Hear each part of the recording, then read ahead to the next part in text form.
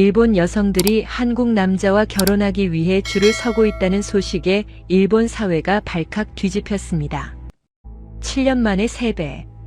이건 단순한 유행이 아니었어요.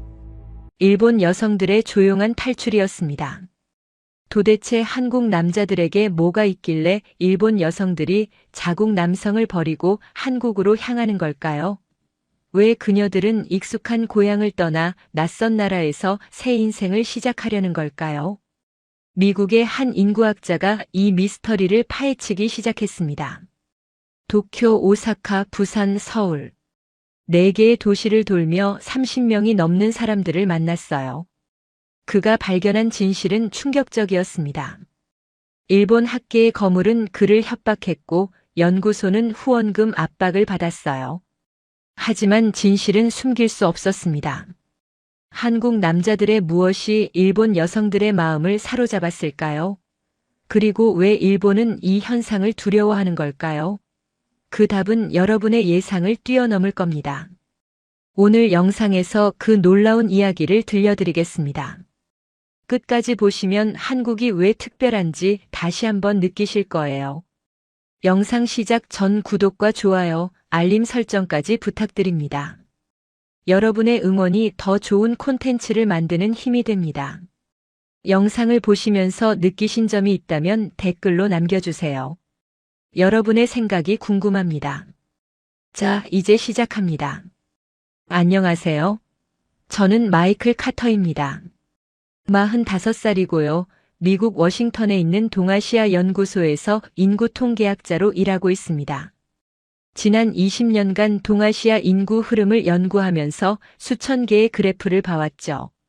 중국의 인구 감소, 일본의 초고령화, 한국의 저출산 문제까지 동아시아의 거의 모든 인구 위기를 데이터로 지켜봐왔습니다.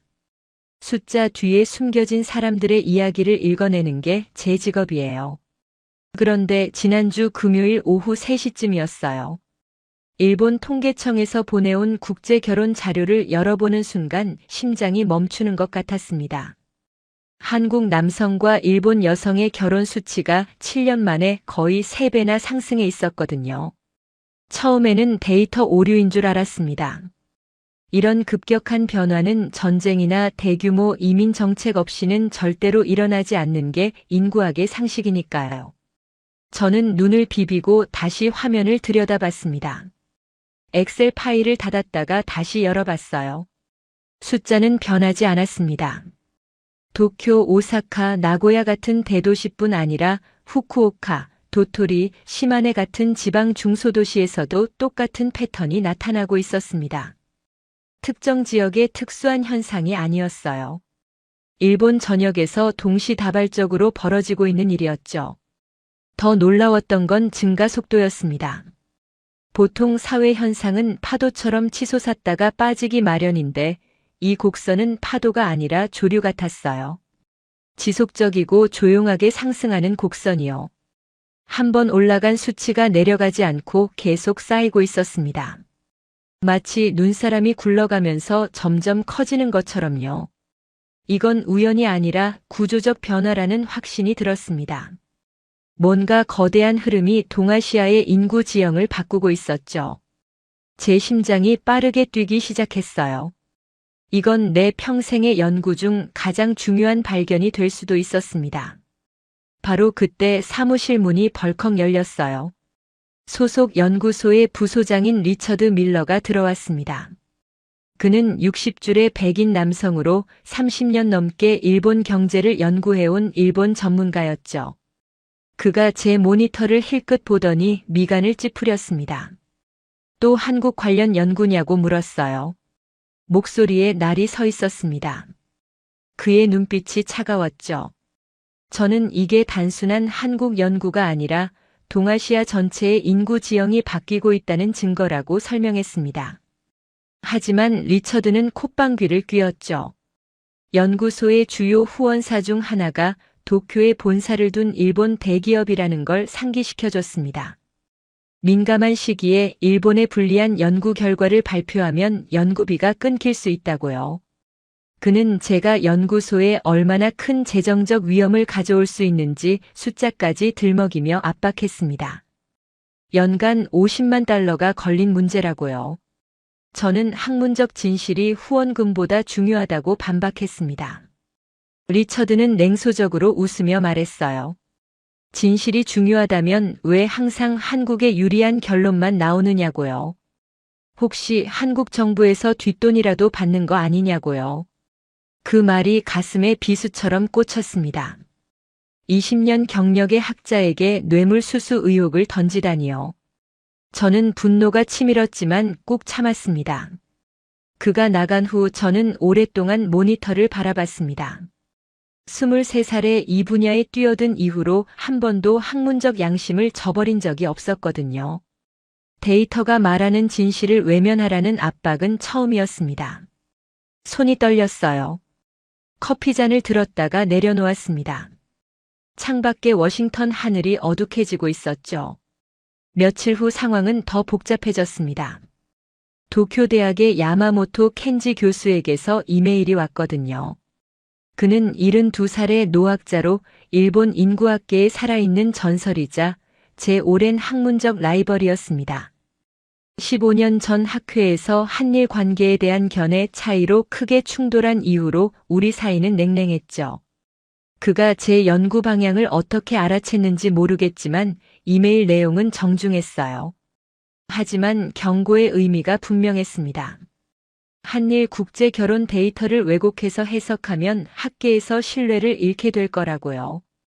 특히 미국인이 동아시아 문제에 함부로 개입하는 건 위험하다는 뉘앙스가 느껴졌습니다. 저는 데이터를 왜곡한 적이 없다고 답장을 보냈습니다. 하지만 야마모토 교수의 답은 더 날카로웠죠. 숫자는 같아도 해석은 다를 수 있다면서요. 일본 여성들이 한국 남성과 결혼하는 이유가 한국이 더 나은 나라여서가 아니라 단순한 문화적 호기심이나 한류 열풍의 일시적 영향일 뿐이라고 주장했습니다. 그는 제가 데이터를 한국 편향적으로 해석하고 있다고 비난했어요. 일본의 명예를 훼손하는 연구를 발표하면 가만히 있지 않겠다는 암시도 있었습니다. 그의 주장은 표면적으로 논리적이었지만 뭔가 빠져 있었습니다. 호기심으로 시작된 관계가 7년간 3배씩 늘어나지는 않거든요. 한류 열풍은 20년 전부터 있었지만 국제 결혼 급증은 최근 7년의 현상이었죠. 호기심은 금방 식는 법이니까요. 뭔가 더 근본적인 변화가 일어나고 있었습니다. 일본 사회 내부에서 뭔가가 무너지고 있었어요. 저는 직접 현장을 확인하기로 결심했습니다.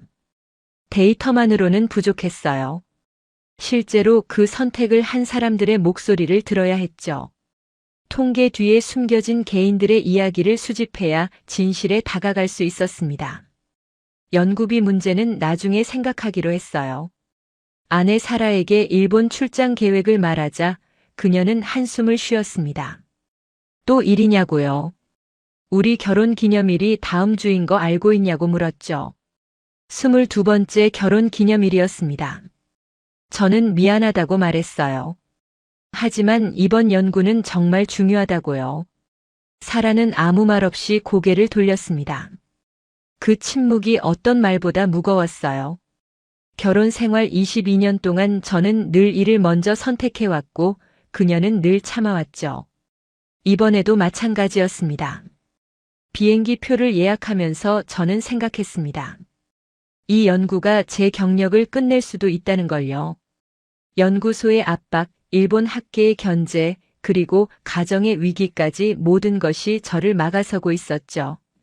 45살에 새로운 직장을 구하기란 쉽지 않을 거였습니다. 하지만 그래프 속 그 조용한 상승 곡선이 자꾸 눈에 밟혔습니다. 저 곡선 뒤에는 수만 명의 일본 여성들이 내린 선택이 있었어요. 그들은 왜 익숙한 조국을 떠나 낯선 나라의 남자와 결혼하기로 했을까요? 그 선택의 의미를 세상에 알리는 건 제 의무라고 생각했습니다. 진실은 불편해도 밝혀져야 하니까요. 나리타 공항에 내리는 순간 저는 알 수 없는 긴장감에 휩싸였습니다. 이 땅에서 제가 발견하게 될 진실이 동아시아의 미래를 어떻게 바꿔놓을지 상상도 할 수 없었거든요. 공항 밖으로 나서자 2월의 차가운 바람이 얼굴을 스쳤습니다. 도쿄의 하늘은 회색빛이었어요. 마치 이 나라가 품고 있는 무거운 비밀처럼요. 도쿄에 도착한 다음 날 아침, 저는 신주쿠에 있는 국제결혼 상담센터를 찾아갔습니다. 미리 연락해둔 센터장 다나카 씨가 입구에서 저를 맞이해줬어요. 50대 중반의 단정한 여성이었죠. 그녀는 제 연구 목적을 듣더니 고개를 끄덕였습니다. 요즘 한국 남성과의 상담 요청이 폭발적으로 늘었다고요. 3년 전만 해도 한 달에 10건 정도였는데 지금은 100건이 넘는다고 했어요. 상담사를 3명이나 더 뽑았는데도 감당이 안 된다고 했습니다. 첫 번째 인터뷰 대상은 32살의 회사원 미호였습니다. 그녀는 도쿄의 한 대기업에서 8년째 일하고 있었죠. 미호는 차분한 목소리로 이야기를 시작했어요. 자신이 왜 한국 남성과의 결혼을 고려하게 됐는지요. 그녀는 일본 회사에서의 경험을 들려줬습니다. 매일 아침 8시에 출근해서 밤 11시에 퇴근하는 생활을 8년간 반복했다고요.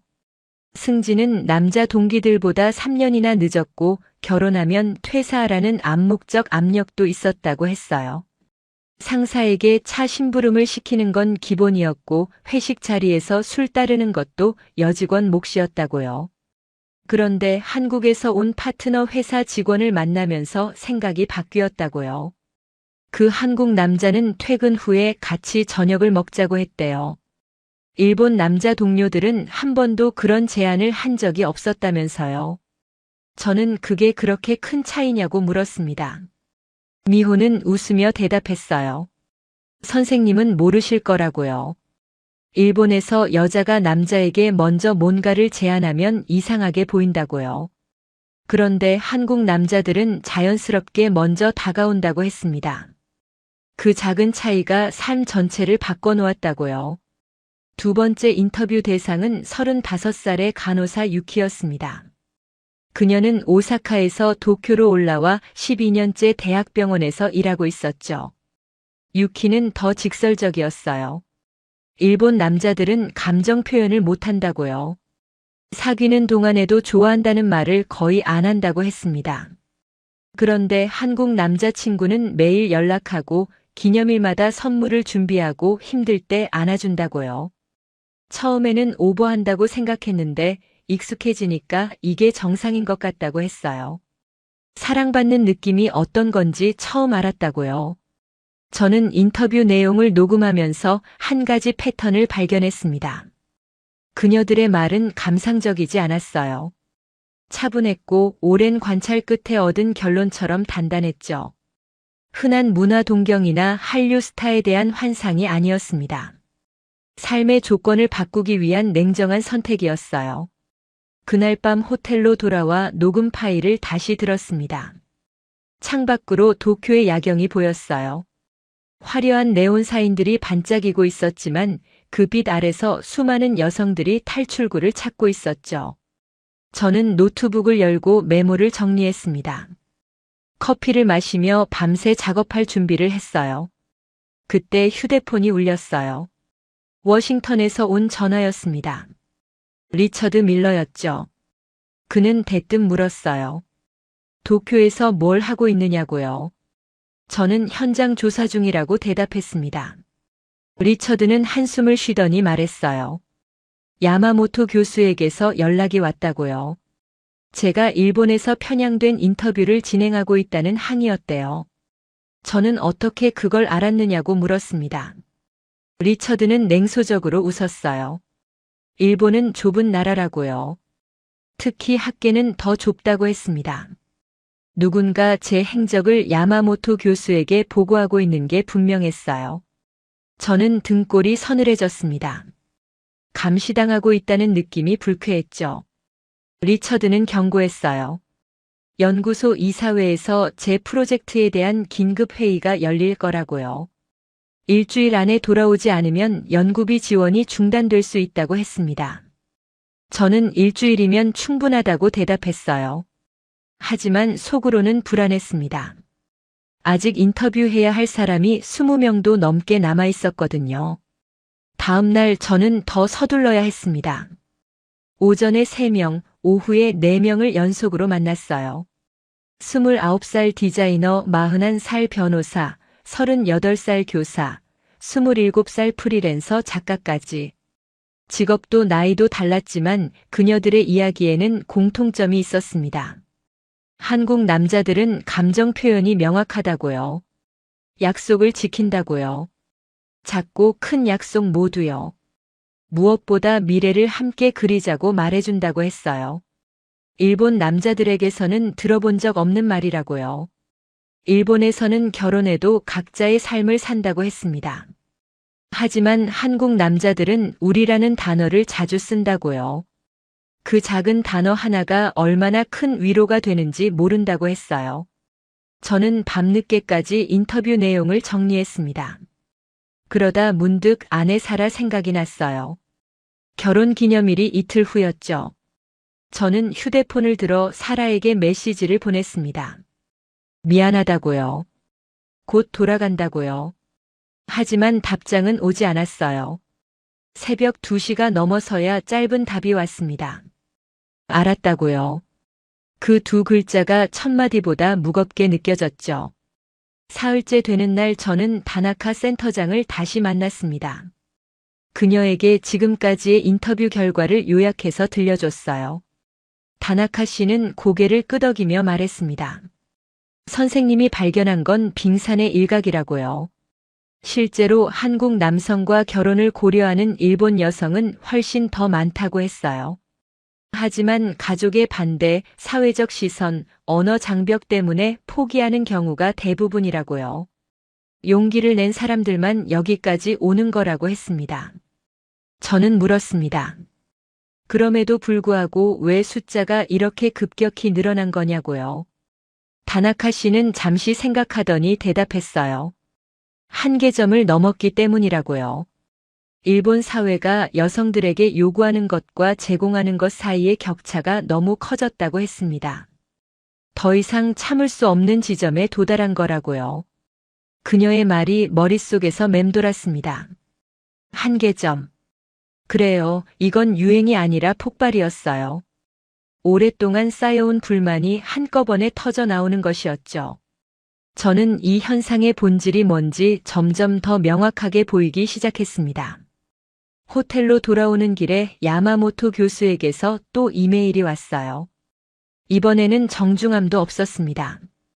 제가 일본 여성들을 선동해서 반일 감정을 조장하고 있다고 비난했어요. 학문적 객관성을 잃었다고요. 이런 연구를 발표하면 국제학계에서 매장당할 거라고 협박했습니다. 동료 교수들에게도 이미 연락했다는 내용이 있었어요. 저는 한참 동안 그 이메일을 바라봤어요. 손가락이 떨렸습니다. 화가 났지만 동시에 확신이 생겼죠. 이렇게까지 막으려 한다는 건 제가 진실에 가까워지고 있다는 뜻이니까요. 저는 답장을 보내지 않았습니다.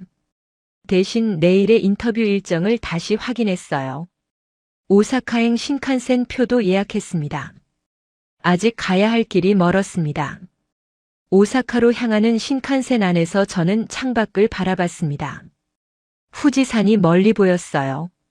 눈 덮인 산봉우리가 구름 사이로 솟아 있었죠. 아름다운 풍경이었지만 마음은 무거웠습니다. 야마모토 교수의 협박 이메일이 계속 머릿속을 맴돌았거든요. 열차 안승객들은 대부분 조용히 잠들어 있었어요. 오사카역에 도착한 건 오후 1시쯤이었어요. 저는 택시를 타고 오사카 대학으로 향했습니다. 사회학과의 나카무라 히로시 교수를 만나기로 했거든요. 그는 일본 내에서 몇 안 되는 진보적 학자로 일본 사회의 구조적 문제를 25년간 연구해온 사람이었습니다. 야마모토 교수와는 학문적으로 완전히 반대 입장이었죠. 둘은 10년 전 학회에서 공개적으로 논쟁을 벌인 적도 있다고 들었어요. 나카무라 교수의 연구실은 낡은 건물 4층에 있었어요. 엘리베이터도 없어서 계단으로 올라가야 했죠. 문을 두드리자 60대 초반의 온화한 인상의 남자가 문을 열어줬습니다. 그는 저를 보자마자 웃으며 말했어요. 야마모토 교수가 난리를 치고 있다는 소식을 들었다고요. 미국에서 온 학자가 일본의 치부를 건드렸다면서 학계에 소문이 퍼졌다고 했습니다. 저는 솔직하게 물었어요. 제 연구가 정말 편향된 건지요? 나카무라 교수는 고개를 저으며 대답했습니다. 편향된 게 아니라 불편한 진실을 건드린 거라고요. 일본 학계는 자국에 불리한 연구를 극도로 싫어한다고 했어요. 특히 한국과 관련된 주제라면 더욱 그렇다고요. 역사적 감정이 학문적 객관성을 가리는 경우가 많다고 했습니다. 저는 본론으로 들어갔습니다. 한국 남성과 일본 여성의 국제 결혼 급증 현상에 대해 어떻게 생각하느냐고요. 나카무라 교수는 잠시 생각하더니 단호하게 대답했어요. 이건 탈출이라고요. 그 단어가 가슴에 강하게 박혔습니다. 저는 더 자세히 설명해달라고 했어요. 나카무라 교수는 책상 위에 서류 더미를 가리키며 말했습니다. 이게 다 일본 여성들의 사회 참여에 관한 연구 자료라고요. 20년간 모은 것들이라고 했어요. 수천 페이지에 달하는 인터뷰 기록과 통계 분석이라고요. 그는 설명을 이어갔습니다. 일본의 젊은 여성들이 자신들의 미래를 지키려는 조용하지만 단호한 탈출이라고요. 일본 사회는 여성에게 너무 많은 걸 요구한다고 했어요. 일도 잘하고 예쁘고 순종적이고 결혼하면 가사와 육아를 전담하고 그러면서도 불평하지 말라고요. 하지만 정작 여성들에게 돌아오는 건 거의 없다고 했습니다. 승진 기회도 동등한 임금도 사회적 인정도 부족하다고요. 저는 물었어요. 그렇다면 한국은 다르냐고요. 나카무라 교수는 고개를 끄덕였습니다. 완벽하진 않지만 방향이 다르다고요. 한국은 빠르게 변하고 있고 일본은 제자리 걸음이라고 했어요.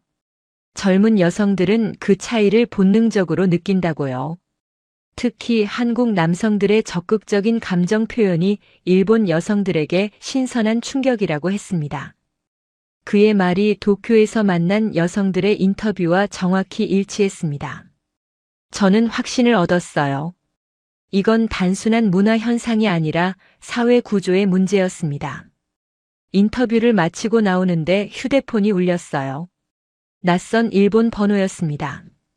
받자마자 차가운 목소리가 들렸어요. 야마모토 켄지라고 자신을 밝혔습니다.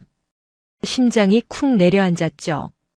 야마모토 교수는 단도직입적으로 말했어요. 나카무라를 만났다는 걸 안다고요. 그 사람은 일본 학계에서 이단아 취급받는 사람이라면서 그런 사람의 말을 믿으면 안 된다고 했습니다. 저는 학문에는 다양한 관점이 있어야 한다고 반박했어요. 야마모토 교수는 비웃었습니다. 미국인이 일본을 뭘 안다고 이러느냐고요. 20년 연구했다고 해도 외부인은 외부인이라고 했어요. 그리고 경고했습니다.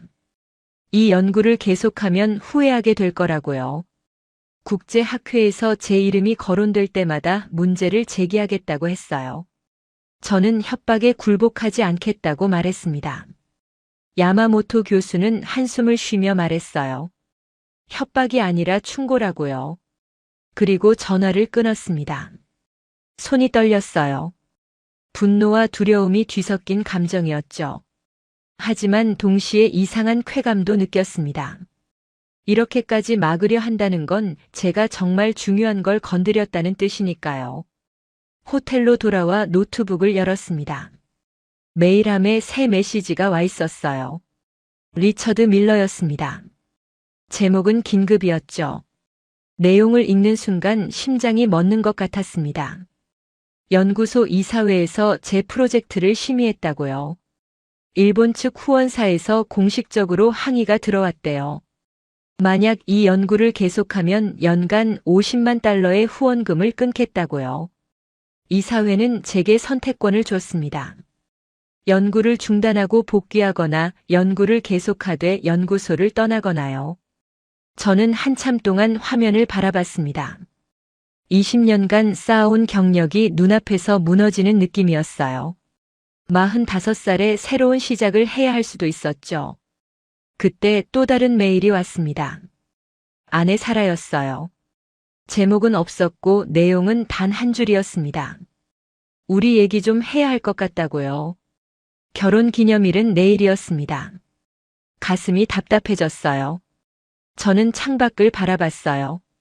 오사카의 밤거리가 보였습니다. 네온 사인들이 반짝이고 있었지만 그 빛이 차갑게 느껴졌어요. 커리어와 가정, 둘 다 위기에 처해 있었죠. 하지만 이상하게도 연구를 포기할 생각은 들지 않았습니다. 그래프 속 그 상승 곡선이 다시 떠올랐어요. 수만 명의 일본 여성들이 내린 선택. 그들은 익숙한 것을 버리고 새로운 미래를 향해 뛰어들었습니다. 가족의 반대, 사회적 시선, 언어 장벽을 뚫고요. 그들에 비하면 제 상황은 아무것도 아니었어요. 저는 결심했습니다. 어떤 대가를 치르더라도 이 연구를 끝내겠다고요. 진실은 밝혀져야 하니까요. 설령 그것이 누군가를 불편하게 만들더라도요. 다음 날 아침 저는 부산행 비행기 표를 예약했습니다. 이제 통계가 아니라 실제로 그 선택을 한 사람들을 만나야 할 때였어요. 한국으로 건너간 일본 여성들의 이야기를 직접 들어야 했습니다. 그래야 이 퍼즐의 마지막 조각을 맞출 수 있었죠. 공항으로 가는 택시 안에서 저는 사라에게 메시지를 보냈습니다. 한국까지만 가면 돌아간다고요. 미안하다고요. 사랑한다고요. 답장은 오지 않았습니다. 하지만 저는 알고 있었어요. 이 연구가 끝나면 모든 걸 설명할 수 있을 거라고요. 간사이 공항의 출국장을 지나면서 저는 뒤를 돌아봤습니다. 일본이라는 나라가 품고 있는 균열을 이제 막 발견한 참이었어요. 그 균열 사이로 새어나오는 빛을 따라가면 진실이 있을 거였습니다. 김해 공항에 내린 건 오후 4시쯤이었어요. 부산의 공기는 오사카와 달랐습니다. 바다 냄새가 섞인 바람이 상쾌했죠. 2월의 한국은 일본보다 조금 더 추웠지만 햇살은 따뜻했어요. 공항을 나서자 한글 간판들이 눈에 들어왔습니다. 낯설지만 어딘가 정감 있는 풍경이었죠. 저는 택시를 타고 해운대 쪽으로 향했습니다. 차창 밖으로 높은 아파트들이 보였어요. 첫 번째 인터뷰 대상인 마유 씨를 만나기로 했거든요. 마유는 34살의 도쿄 출신 여성이었습니다. 3년 전 한국 남성 준석 씨와 결혼해서 부산에 정착했죠. 대학에서 영문학을 전공했고 도쿄의 출판사에서 7년간 편집자로 일했다고 해요. 우리는 해운대 해변이 보이는 카페에서 만났어요. 파란 바다가 창문 너머로 펼쳐져 있었습니다. 그녀는 밝은 미소로 저를 맞이했어요. 일본어와 한국어를 섞어가며 대화를 나눴죠. 저는 단도직입적으로 물었어요. 왜 한국 남성과 결혼하기로 결심했느냐고요. 마유는 잠시 창밖을 바라보더니 대답했습니다. 한국에 오니 제 존재가 선명해졌다고요. 그 말이 머릿속에서 계속 맴돌았습니다. 존재가 선명해졌다는 게 무슨 뜻이냐고 물었어요. 마유는 설명했습니다. 일본에서는 항상 뭔가에 맞춰야 했다고요. 회사의 기대, 부모님의 기대, 사회의 기대. 30살이 넘으면 왜 결혼을 안 하느냐는 압박이 시작됐고 결혼하면 언제 아이를 낳느냐는 질문이 따라왔대요. 자기 자신이 뭘 원하는지 생각할 틈이 없었다고 했어요. 매일 회사와 집을 오가며 로봇처럼 살았다고요. 그런데 한국에 와서 준석 씨를 만나고 나서야 비로소 자신이 뭘 좋아하고 뭘 싫어하는지 알게 됐다고요. 저는 준석 씨에 대해 물었습니다. 마유는 눈이 반짝이며 말했어요. 그 사람은 제 의견을 먼저 물어본다고요. 뭘 먹을지, 어디 갈지, 주말에 뭘 할지.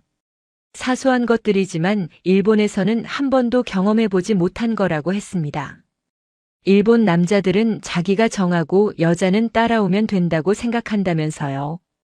그게 당연한 줄 알았는데 한국에 와서 그게 당연한 게 아니라는 걸 깨달았다고요. 마유의 남편 준석 씨도 잠시 합류했어요. 38살의 IT 회사 직원이었습니다. 키가 크고 인상이 부드러운 남자였죠. 그는 매주 금요일마다 저녁 시간을 비워놓는다고 했어요. 가족 시간이라고요. 저는 회사 일이 바쁘지 않느냐고 물었습니다. 준석 씨는 웃으며 대답했어요. 가족 시간은 회사보다 먼저라고요. 그의 말투에는 자랑이 아니라 당연함이 담겨 있었습니다. 회사에서 야근을 강요하면 거절한다고도 했어요. 한국도 예전에는 일본처럼 야근 문화가 심했지만 지금은 많이 바뀌었다면서요. 일본에서는 평일 저녁에 가족 시간이 사치로 여겨진다고 마유가 덧붙였어요. 남편이 밤 10시 전에 들어오면 이상하게 보는 문화라고요. 회사에 충성하지 않는 사람으로 낙인 찍힌다면서요. 하지만 한국에서는 그게 점점 기본값이 되어가고 있었습니다. 이 사소한 차이가 삶의 질을 완전히 갈라놓고 있었죠. 다음 날 저는 서면에서 두 번째 부부를 만났습니다. 아내 사쿠라는 31살의 오사카 출신이었고 남편 민수는 35살의 부산 토박이었어요. 둘은 4년 전 일본 출장 중이던 민수가 사쿠라가 일하던 카페에 들어오면서 만났다고 했습니다. 민수는 무역회사에서 일하고 있었고 한 달에 한 번씩 오사카로 출장을 갔대요. 사쿠라는 민수의 첫인상을 이야기했어요. 처음 본 손님인데 눈을 보고 인사하더라고요. 미소까지 지으면서요. 일본에서는 손님과 점원이 눈을 마주치는 일이 거의 없다면서요. 그 작은 눈맞춤이 시작이었다고 했습니다. 민수는 매일 카페에 왔고 일주일 만에 연락처를 물었대요. 일본 남자들은 석 달이 지나도 그런 용기를 내지 못한다고 사쿠라가 말했어요. 소극적인 게 멋있다고 생각하는 문화라면서요. 저는 결혼 후 생활에 대해 물었습니다. 사쿠라는 가장 큰 변화가 대화라고 했어요. 민수는 하루에도 몇 번씩 사랑한다고 말한다고요. 아침에 출근할 때, 점심에 전화할 때, 저녁에 집에 올 때. 처음에는 부끄러웠는데 이제는 그 말이 없으면 허전하다고 했습니다. 일본에서는 결혼 20년 된 부부도 사랑한다는 말을 안 하는 게 보통이라면서요. 말하지 않아도 알 거라고 생각하는 문화라고요. 하지만 말하지 않으면 사랑도 식는다고 사쿠라는 덧붙였어요. 민수는 덧붙였어요. 아내가 행복해야 가정이 행복하다고요. 그래서 아내의 기분을 매일 확인한다고 했습니다. 오늘 기분이 어땠는지, 힘든 일은 없었는지, 먹고 싶은 게 있는지. 사쿠라는 그런 질문을 받을 때마다 자신이 소중한 사람이라는 걸 느낀다고 했어요. 일본에서는 한 번도 느껴보지 못한 감정이라고요. 저는 3일 동안 부산에서 7쌍의 한일 부부를 만났습니다. 나이도 직업도 만난 계기도 달랐지만 그들의 이야기에는 놀라울 정도로 일관된 패턴이 있었어요. 28살 간호사부터 43살 회계사까지 다양한 여성들이었죠. 한국 남편들은 감정을 숨기지 않았습니다. 좋으면 좋다고 사랑하면 사랑한다고 말했어요. 기념일을 챙겼고 작은 선물을 준비했고 아내의 말에 귀 기울였죠. 힘들 때 안아주고 울 때 같이 울어주고 기쁠 때 함께 웃어줬어요. 일본 여성들이 평생 갈망했지만 얻지 못했던 것들이었습니다. 사소해 보이는 것들이지만 그 사소함이 쌓여서 행복이 되는 거였어요. 마지막 날 밤 호텔에서 인터뷰 내용을 정리하다가 깨달았어요. 이건 문화의 차이가 아니라 관계에 대한 철학의 차이였습니다. 한국은 관계를 능동적으로 만들어가는 것이고 일본은 관계를 수동적으로 유지하는 것이었죠. 그 차이가 시간이 흐를수록 벌어지고 있었습니다. 휴대폰을 확인하니 사라에게서 메시지가 와 있었어요. 언제 돌아오느냐고요. 결혼 기념일은 이미 지났다고요. 짧은 문장이었지만 그 안에 담긴 서운함이 느껴졌습니다. 저는 답장을 보냈어요. 이틀 후에 돌아간다고요. 이번에는 꼭 지키겠다고요. 창밖으로 부산의 야경이 보였습니다. 광안대교의 불빛이 바다 위에서 반짝이고 있었어요. 수천 개의 불빛이 물결 위에서 춤추고 있었죠. 아름다운 풍경이었습니다. 이 도시에서 새로운 삶을 시작한 일본 여성들이 있었어요.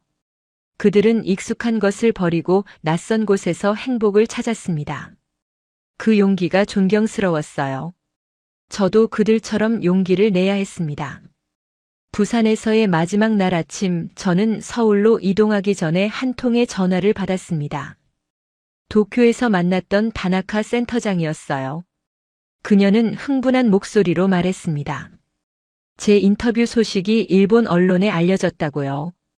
야마모토 교수가 기자들에게 제가 편향된 연구를 하고 있다고 흘렸대요. 한 유력 신문이 제 이름을 거론하며 비판 기사를 준비하고 있다고도 했습니다. 미국인 학자가 반일 감정을 조장한다는 프레임이라고요. 저는 한숨을 쉬었습니다. 예상했던 일이었지만 막상 현실이 되니 무거웠어요. 다나카 씨는 걱정하지 말라고 했습니다. 오히려 이게 좋은 기회일 수 있다면서요. 사람들이 관심을 갖기 시작했다고요. 진실은 결국 드러나게 되어 있다면서 저를 격려했습니다. 그녀의 목소리에서 진심 어린 응원이 느껴졌어요. 서울에 도착한 건 오후 2시쯤이었어요. KTX로 2시간 반 만에 도착했죠. 부산에서 서울까지 이렇게 빠르게 이동할 수 있다는 게 놀라웠습니다. 서울역에 내리자 사람들의 활기가 느껴졌어요. 부산과는 또 다른 에너지였죠. 빠르게 움직이는 사람들, 현대적인 건물들, 거리 곳곳에 울려 퍼지는 K-팝 음악. 저는 택시를 타고 이대 근처로 향했습니다. 서울에서 만나기로 한 인터뷰 대상자들이 있었거든요. 첫 번째는 37살의 나오코였습니다. 그녀는 나고야 출신으로 5년 전 한국 남성과 결혼해 서울에 정착했어요. 대학원에서 한국학을 전공하다가 지금의 남편을 만났다고 했습니다. 우리는 이대 앞 조용한 카페에서 만났어요. 창밖으로 젊은 여성들이 오가는 모습이 보였습니다. 나오코는 다른 여성들과 조금 다른 이야기를 들려줬습니다. 그녀는 처음부터 한국에 관심이 있었던 게 아니라고요. 오히려 일본에서 성공한 커리어 우먼이었대요. 나고야의 대기업에서 마케팅 팀장까지 올라갔다고 했습니다. 부하 직원 12명을 이끄는 위치였죠. 하지만 35살이 되던 해 회사에서 결혼 압박이 시작됐대요. 결혼 안 하면 승진이 어렵다는 암묵적인 메시지였죠. 임원 회의에서 대놓고 그런 말이 나왔다고 합니다. 그녀는 분노했다고 합니다. 능력으로 평가받아야 하는데 왜 결혼 여부가 문제가 되느냐고요. 14년간 회사에 헌신했는데 결국 여자라는 이유로 한계에 부딪힌 거였죠. 그때 한국 유학을 결심했대요. 도망치듯 일본을 떠났다고 했습니다. 그리고 서울대 대학원에서 공부하다가 지금의 남편 정민 씨를 만났죠. 정민 씨는 41살의 변호사였어요. 인권 전문 변호사로 여성 권리 관련 사건을 많이 맡는다고 했습니다. 나오코는 그가 처음으로 자신을 한 명의 인간으로 대해준 남자라고 했어요. 일본에서는 여자라서 받았던 차별이 한국에서는 훨씬 적었다고요. 물론 한국도 완벽하지 않지만 최소한 변화하려는 의지가 있다고 했어요. 일본은 변화 자체를 거부하는 느낌이라면서요. 30년 전이나 지금이나 여성에 대한 시선이 똑같다고요. 저는 일본으로 돌아가고 싶은 생각이 있느냐고 물었습니다. 나오코는 단호하게 고개를 저었어요. 한국에서 딸을 낳았는데 이 아이가 일본에서 자라는 걸 원하지 않는다고요. 한국이 딸에게 더 많은 기회를 줄 거라고 믿는다면서요. 새 살배기 딸 사진을 보여주는 그녀의 눈에 확신이 가득했습니다. 두 번째 인터뷰 대상은 29살의 미키였습니다. 도쿄 출신의 그녀는 2년 전 한국 남자친구를 따라 서울에 왔어요. 아직 결혼은 안 했지만 다음 달에 할 예정이라고 했습니다. 미키는 좀 더 솔직한 이야기를 들려줬어요. 그녀는 일본 남자들과 5번 사귀어 봤다고 했습니다. 그런데 한 번도 행복하지 않았대요. 다들 비슷했다면서요. 감정 표현을 안 하고 자기 일만 중요하고 여자친구는 액세서리처럼 취급한다고요. 데이트 비용도 항상 반반이었고 기념일도 챙기지 않았대요. 25살 때 포기했대요. 연애도 결혼도 안 하기로 마음먹었다고 합니다. 그런데 27살 때 여행으로 한국에 왔다가 지금의 남자친구를 만났대요. 명동에서 길을 잃었는데 그가 도와줬다고 합니다. 그는 미키를 처음 본 순간부터 적극적으로 다가왔대요. 번호를 물어보고 다음날 연락하고 데이트 신청을 했대요. 미키는 처음에 당황했지만 곧 그 적극성이 좋아졌다고 했어요. 누군가가 나를 원한다는 느낌이 좋았다면서요. 일본에서는 한 번도 느껴보지 못한 감정이었대요. 저는 하루에 3명에서 4명씩 만나며 서울에서 나흘을 보냈습니다. 인터뷰 대상자는 모두 12명이었어요. 직장인, 주부, 학생, 프리랜서까지 다양했죠. 그들의 이야기를 종합하면서 하나의 패턴이 점점 또렷해졌습니다. 한국 남성은 책임감과 안정감이었어요.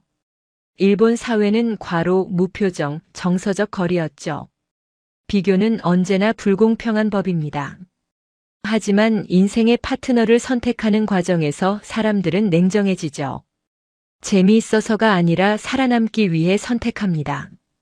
그리고 일본 여성들이 보고 있는 미래는 한국 쪽에 더 가까웠어요. 서울에서의 마지막 밤 호텔방에서 창밖을 바라봤습니다. 남산타워의 불빛이 멀리서 반짝이고 있었어요. 서울의 야경은 도쿄 못지않게 화려했습니다. 저는 노트북을 열고 지금까지의 인터뷰 내용을 정리했습니다. 도쿄, 오사카, 부산, 서울. 4개의 도시에서 30명 가까운 사람들을 만났죠. 인터뷰 녹음 파일만 60시간이 넘었습니다. 그들의 이야기는 하나의 결론을 향하고 있었어요. 일본 여성들의 마음이 움직이고 있다는 것. 조용하지만 거대한 흐름이 시작됐다는 것. 그리고 그 흐름의 방향은 한국을 향하고 있다는 것. 휴대폰이 울렸습니다. 아내 사라였어요. 저는 잠시 망설이다가 전화를 받았습니다. 사라의 목소리는 차가웠어요. 언제 돌아오느냐고 물었습니다. 내일 비행기라고 대답했어요. 사라는 한숨을 쉬더니 말했습니다. 우리 진지하게 얘기해야 할 것 같다고요. 가슴이 철렁 내려앉았습니다. 저는 사라에게 돌아가면 모든 걸 설명하겠다고 말했습니다. 이 연구가 얼마나 중요한지, 왜 이렇게까지 해야 했는지. 사라는 아무 말 없이 전화를 끊었어요. 저는 다시 노트북 화면을 바라봤습니다. 연구는 거의 끝나가고 있었어요. 이제 남은 건 이 모든 걸 하나의 이야기로 엮는 것이었습니다. 인천공항에서 워싱턴행 비행기에 오르기 전 저는 마지막으로 한 사람을 더 만났습니다. 서울의 한 대학에서 부부 상담을 전문으로 하는 김영희 교수였어요. 그녀는 20년간 상담 심리학을 연구했고 한일 커플을 200상 이상 상담한 경험이 있다고 했습니다. 국제 결혼 전문가로 유명한 분이었죠. 김 교수는 공항 근처 카페에서 저를 만나줬어요. 비행기 시간이 2시간밖에 남지 않아서 바로 본론으로 들어갔습니다. 저는 물었어요. 한국 남편과 일본 아내 사이에 가장 큰 차이점이 뭐냐고요. 김 교수는 잠시 생각하더니 대답했습니다. 관계에 대한 접근 방식이 완전히 다르다고요. 한국은 관계를 관리하려 하고 일본은 관계를 유지하려 한다고 했어요. 저는 그 차이가 뭐냐고 물었습니다. 김 교수는 설명했어요. 관리한다는 건 능동적으로 문제를 발견하고 해결하려는 태도라고요. 한국 남편들은 아내가 불만이 있으면 왜 그런지 물어보고 어떻게 하면 나아질지 고민한다고 했습니다. 갈등이 생기면 풀려고 노력한다고요. 싸우더라도 대화를 통해 해결점을 찾으려 한다면서요. 반면 일본 남편들은 관계를 유지하려고만 한다고 했어요. 문제가 생겨도 시간이 지나면 해결될 거라고 믿는다고요. 갈등을 피하려 하고 대화를 회피한다고 했습니다. 참고 견디면 언젠가 괜찮아질 거라는 사고방식이라고요. 그래서 문제가 해결되지 않은 채 쌓이고 결국 폭발하거나 관계가 냉랭해진다고 했어요. 이혼하지 않고 가면 내 생활을 하는 부부가 일본에는 정말 많다고요. 관리 대 유지. 그 차이가 시간이 흐를수록 격차가 벌어진다고 김 교수는 말했어요. 처음에는 작은 차이지만 10년, 20년이 지나면 완전히 다른 결과가 나온다고요. 한국 부부는 계속 변화하고 성장하는데 일본 부부는 정체된 채로 멀어진다고 했습니다. 같은 집에 살면서도 남남처럼 지내는 부부가 일본에는 정말 많다고요. 저는 고개를 끄덕였어요.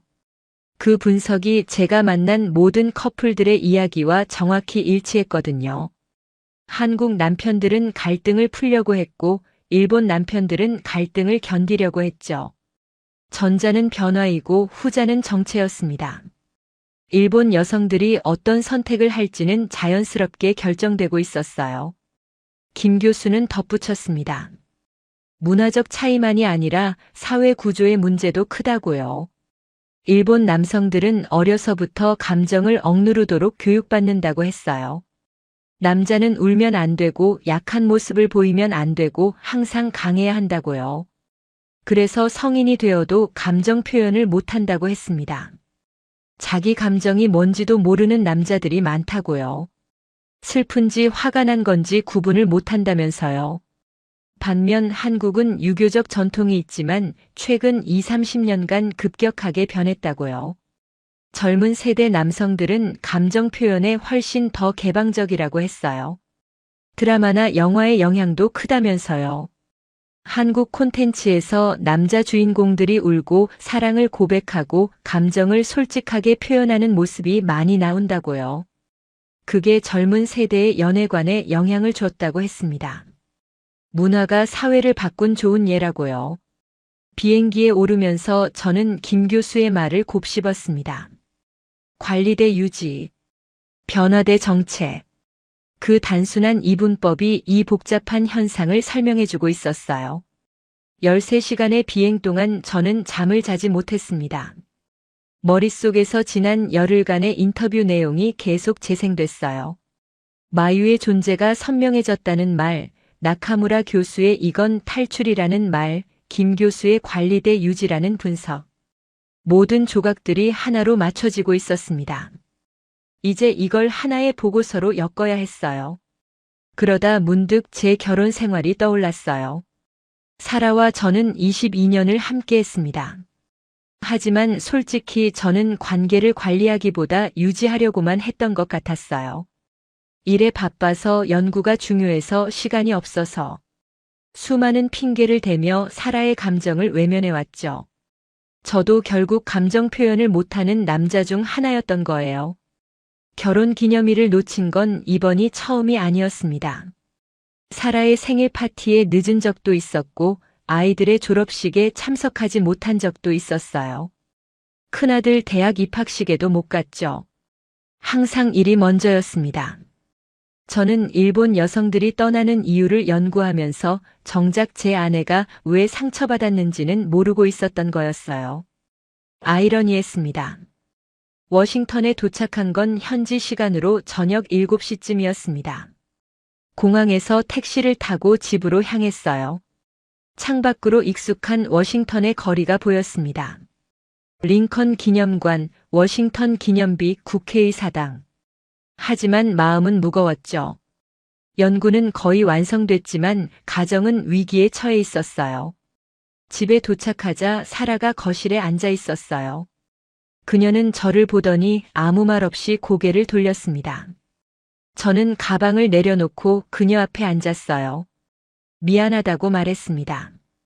결혼 기념일을 놓쳐서 항상 일만 생각해서 당신 감정을 외면해서. 사라는 눈물을 글썽이며 말했어요. 22년 동안 참았다고요. 당신은 항상 연구가 먼저였다고요. 나는 항상 두 번째였다고요. 아이들도 나도 가족 모두가 당신한테는 부차적인 존재였다고요. 그 말이 가슴을 찔렀습니다. 저는 사라의 손을 잡았어요. 이번 연구를 하면서 많은 걸 배웠다고 말했습니다. 한국 남성들이 왜 일본 여성들에게 인기가 있는지, 관계를 어떻게 관리해야 하는지, 그리고 깨달았다고요. 제가 당신에게 얼마나 못했는지. 사라는 울면서 물었어요. 그래서 뭐가 달라지는 거냐고요. 저는 대답했습니다. 이제부터 달라지겠다고요. 당신을 첫 번째로 두겠다고요. 매일 사랑한다고 말하겠다고요. 한국 남편들처럼. 사라는 피식 웃었어요. 갑자기 한국 남자 됐냐고요. 저도 웃었습니다. 그래도 노력은 할 수 있다고요. 45살이라도 변할 수 있다고요. 그날 밤 우리는 오랜만에 함께 저녁을 먹었어요. 사라가 좋아하는 이탈리안 레스토랑에서요. 캔들라이트 디너였습니다. 와인을 마시며 이야기를 나눴어요. 연구 이야기도 하고 아이들 이야기도 하고 우리의 미래에 대해서도요. 오랜만에 느끼는 따뜻함이었습니다. 관계는 유지하는 게 아니라 관리하는 거라는 걸 저도 이제야 배웠어요. 집에 돌아온 다음 날 저는 연구소로 출근했습니다. 리처드 밀러가 복도에서 저를 기다리고 있었어요. 그의 표정은 여전히 굳어 있었습니다. 그는 저를 자기 사무실로 불렀어요. 걸어가는 동안 심장이 빠르게 뛰었습니다. 복도가 평소보다 길게 느껴졌죠. 20년간 다닌 연구소인데 처음 온 것처럼 낯설었어요. 리처드는 책상에 앉더니 말했습니다. 이사회 결정이 내려졌다고요. 저는 심장이 쿵 내려앉았어요. 해고 통보일 거라고 예상했거든요. 20년간의 경력이 여기서 끝나는 건가 싶었습니다. 45에 새로 시작해야 하는 건가 하는 생각이 스쳤어요. 하지만 리처드의 말은 예상과 달랐습니다. 이사회에서 제 연구를 검토했는데 학문적 가치가 있다고 판단했대요. 일본 측 후원사가 강력하게 압력을 넣었지만 학문의 자유를 침해할 수는 없다는 결론이 났다고 했습니다. 연구소의 명예가 걸린 문제라고요. 돈보다 원칙이 중요하다는 의견이 다수였대요. 다만 조건이 있었어요. 연구 결과를 발표하기 전에 일본 측 의견도 균형 있게 반영하라는 거였죠. 일방적인 비판이 아니라 공정한 분석이 되어야 한다면서요. 저는 안도의 한숨을 내쉬었습니다. 연구를 계속할 수 있게 된 거였어요. 리처드는 덧붙였어요. 솔직히 당신 연구 내용이 흥미롭다고요. 자기도 일본에서 오래 살았는데 여성들의 불만은 항상 있었다면서요. 다만 그게 이렇게 구체적인 행동으로 나타날 줄은 몰랐다고 했습니다. 그는 제 어깨를 두드리며 힘내라고 했어요. 그날부터 저는 본격적으로 보고서 작성에 들어갔습니다. 30명의 인터뷰 내용을 분석하고 통계 자료를 정리하고 학술적 프레임워크를 구축했어요. 녹음 파일을 다시 듣고 주요 발언을 분류하고 패턴을 찾아냈습니다. 매일 12시간씩 작업했어요. 하지만 이번에는 달랐습니다.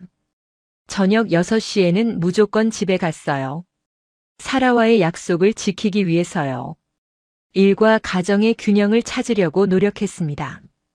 일주일 후 야마모토 교수에게서 이메일이 왔습니다. 이번에는 협박이 아니라 제안이었어요. 자신의 반론을 제 보고서에 포함시켜주면 공개적인 비판을 자제하겠다고요. 그의 입장에서는 자신의 목소리가 무시당하는 게 싫었던 것 같았어요. 저는 생각해보겠다고 답장했습니다. 학문적 균형을 위해서라도 반대 의견을 포함시키는 게 맞다고 생각했거든요. 진실은 다양한 관점에서 검증되어야 하니까요. 보고서 작성은 한 달이 걸렸습니다. 제목은 조용한 이동 한일 국제 결혼 증가 현상의 사회학적 분석이었어요. 200페이지가 넘는 분량이었죠. 서론, 연구 방법론, 인터뷰 분석, 통계 분석, 결론까지 5개의 장으로 구성했어요. 저는 모든 인터뷰 내용을 익명으로 처리하고 통계적 근거를 명확히 제시했습니다. 야마모토 교수의 반론도 별도의 장으로 포함시켰어요. 그의 주장인 한류 열풍의 일시적 영향이라는 관점도 공정하게 다뤘습니다. 보고서의 핵심 결론은 3가지였습니다.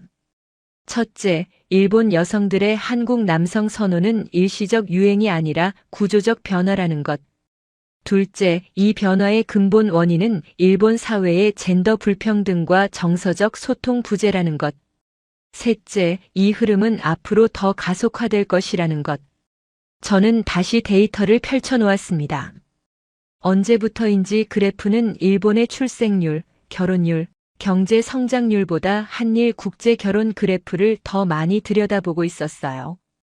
왜냐하면 저는 알고 있었거든요. 국가는 정치가 아니라 사람들의 선택이 만들기 때문이에요. 정책이나 법률보다 개인의 결정이 사회를 바꾸는 거죠. 수만 명의 일본 여성들이 내린 선택이 일본 사회에 보내는 메시지였어요. 그리고 지금 일본 여성들은 경제도 사회 구조도 문화도 아닌 단 하나의 이유로 한국을 선택하고 있었습니다. 그 이유는 아주 단순했어요. 한국에서의 삶이 더 따뜻하고 더 안정적이고 더 사람다웠기 때문이에요. 보고서를 제출하기 전날 밤 저는 사라와 함께 뒷마당에 앉아 별을 바라봤습니다. 3월의 밤 공기가 아직 쌀쌀했지만 담요를 덮고 나란히 앉았어요. 별이 유난히 밝았습니다. 그녀는 제 손을 잡으며 물었어요. 이 연구가 왜 그렇게 중요했느냐고요. 저는 대답했습니다. 처음에는 학문적 호기심이었다고요. 데이터에서 이상한 패턴을 발견했고 그 원인을 알고 싶었다고요. 하지만 연구를 하면서 더 큰 걸 깨달았다고 했어요. 사람들이 행복을 위해 얼마나 용감한 선택을 하는지, 그리고 관계가 얼마나 중요한지, 익숙한 것을 버리고 새로운 곳에서 다시 시작하는 용기. 그게 저를 감동시켰다고요. 사라는 웃으며 말했어요. 당신도 많이 변했다고요. 예전 같으면 지금쯤 사무실에서 밤새 일하고 있었을 거라면서요. 저도 웃었습니다. 한국 남편들한테 배운 거라고요. 관계를 유지하는 게 아니라 관리하는 법을요. 매일 노력해야 하는 거라고요. 다음 날 아침 저는 보고서를 이사회에 제출했습니다. 리처드는 훑어보더니 고개를 끄덕였어요. 잘 썼다고요. 균형 잡혔고 논리적이고 설득력 있다고 했습니다. 특히 반대 의견을 공정하게 다룬 점이 좋다고요. 발표 날짜는 다음 달로 잡혔어요. 도쿄에서 열리는 국제학회에서 발표하기로 했습니다. 그날 저녁 저는 사라에게 말했습니다. 학회가 끝나면 여행을 가자고요. 한국에요. 부산 해운대에서 바다를 보고 서울에서 맛있는 음식을 먹고 제가 만났던 사람들을 소개해주고 싶다고요. 사라는 눈을 반짝이며 물었어요. 정말이냐고요. 저는 고개를 끄덕였습니다. 당신과 함께 그곳을 보고 싶다고요. 내가 왜 그렇게 이 연구에 빠져들었는지 직접 느껴보면 이해할 거라고요. 사라는 저를 안으며 말했어요. 기대된다고요. 당신과 함께라면 어디든 좋다고요. 그 순간 저는 깨달았습니다. 연구는 끝났지만 진짜 중요한 건 이제 시작이라는 걸요. 사라와 함께 새로운 관계를 만들어가는 것. 그게 제가 한국에서 배운 가장 큰 교훈이었어요. 도쿄 학회 발표 당일이 밝았습니다. 4월의 도쿄는 벚꽃이 만개해 있었어요. 저는 긴장된 마음으로 단상에 올랐습니다. 객석에는 200명이 넘는 학자들이 앉아 있었어요. 미국, 일본, 한국, 중국에서 온 동아시아 전문가들이었죠. 그 중에는 야마모토 교수도 있었습니다. 그의 눈빛은 차가웠지만 저는 피하지 않았어요. 발표는 1시간 동안 진행됐습니다. 저는 7년간의 통계 변화를 보여주고 30명의 인터뷰 내용을 요약하고 핵심 결론을 제시했어요. 슬라이드마다 숫자들이 이야기를 들려줬습니다. 객석에서 웅성거리는 소리가 들렸어요. 불편해하는 사람들이 있었죠. 하지만 고개를 끄덕이는 사람들도 있었습니다. 특히 젊은 학자들과 여성 학자들의 반응이 좋았어요. 발표가 끝나고 질의응답 시간이 됐습니다. 예상대로 야마모토 교수가 첫 번째로 손을 들었어요. 그는 마이크를 잡더니 날카롭게 물었습니다. 이 연구가 반일 감정을 조장하는 게 아니냐고요. 한국의 우월성을 주장하기 위한 정치적 연구가 아니냐고요. 미국인이 동아시아 문제에 개입하는 게 적절하냐고도 했어요. 저는 침착하게 대답했습니다. 이 연구는 반일도 친한도 아니라고요. 단지 데이터가 보여주는 현상을 분석한 것뿐이라고요. 일본 여성들이 왜 한국 남성을 선택하는지 그 이유를 찾았을 뿐이라고요. 그리고 그 이유는 일본 사회가 스스로 돌아봐야 할 문제라고 덧붙였습니다. 외부인의 시선이 오히려 객관적일 수 있다고도 했어요. 객석이 조용해졌습니다. 야마모토 교수는 더 이상 반박하지 않았어요. 대신 다른 학자들이 질문을 이어갔습니다. 대부분 긍정적인 반응이었어요. 한 젊은 일본인 여성 학자는 자신도 비슷한 고민을 했다며 연구에 공감한다고 했습니다. 일본 사회의 변화가 너무 느리다고요. 그녀의 말에 몇몇 여성 학자들이 고개를 끄덕였어요. 학회가 끝난 후 뜻밖의 일이 벌어졌습니다. 야마모토 교수가 저에게 다가왔어요. 그의 표정은 여전히 굳어 있었지만 적대감은 사라져 있었습니다. 그는 말했어요. 인정하기 싫지만 당신 연구에 일리가 있다고요. 자신도 일본 사회의 문제를 알고 있었지만 인정하고 싶지 않았다고요. 72년을 살면서 처음으로 자국을 객관적으로 보게 됐다고 했습니다. 저는 고개를 끄덕였습니다. 변화를 인정하는 건 어려운 일이라고요. 하지만 인정해야 바뀔 수 있다고요. 야마모토 교수는 한숨을 쉬며 말했어요. 자신의 딸도 한국 드라마를 좋아한다고요. 최근에는 한국 여행도 다녀왔다면서요. 한국 남자친구도 사귀고 있다고 했습니다. 시대가 변하고 있다는 걸 느낀다고 했어요. 학회를 마치고 저는 사라와 함께 한국으로 향했습니다. 약속대로 부산부터 갔어요. 해운대 해변에서 사라는 감탄했습니다. 아름답다고요. 파란 바다와 하얀 모래, 높이 솟은 빌딩들이 조화를 이루고 있었어요. 저는 웃으며 말했습니다. 여기서 마유를 만났다고요. 존재가 선명해졌다고 말했던 그 여자요. 사라는 물었어요. 그게 무슨 뜻이었냐고요. 저는 설명했습니다. 일본에서는 사회의 기대에 맞춰 살았는데 한국에 와서야 자기 자신을 찾았다는 뜻이라고요. 사라는 고개를 끄덕였어요. 이해한다고요. 자기도 비슷한 경험이 있다면서요. 서울에서는 민수와 사쿠라 부부를 만났습니다. 그들은 우리를 따뜻하게 맞아줬어요. 명동에서 함께 저녁을 먹었습니다. 사쿠라는 사라에게 말했어요. 한국에 와서 처음으로 매일 사랑한다는 말을 듣는다고요. 사라는 저를 쳐다보며 웃었어요. 당신도 요즘 자주 한다면서요. 민수는 저에게 물었습니다. 연구가 잘 됐느냐고요. 저는 고개를 끄덕였어요. 덕분에 많은 걸 배웠다고요.